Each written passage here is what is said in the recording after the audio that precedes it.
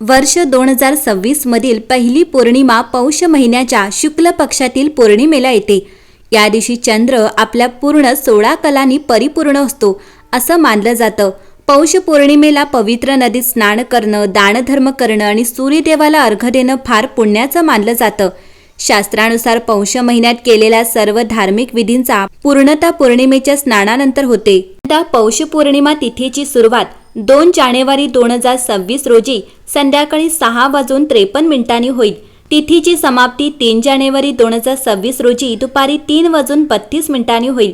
उदय तिथीनुसार पौष पौर्णिमेचे व्रत 3 जानेवारी 2026 शनिवार या दिवशी ठेवणं योग्य असेल। या दिवशी चंद्राचा उदय संध्याकाळी 5:28 होईल। पौष पौर्णिमेला स्नान आणि दानासाठी ब्रह्ममुहूर्त 3 जानेवारी 2026 रोजी सकाळी 5:25 पासून सकाळी 6:20 पर्यंत असेल।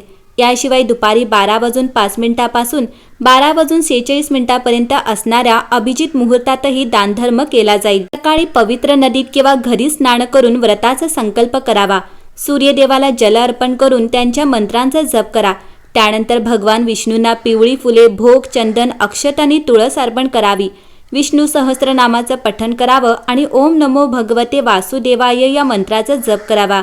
गाईच्या तुपाचा दिवा लावून आरती करावी आणि रात्री चंद्राला अर्घ्य देऊन प्रार्थना करावी।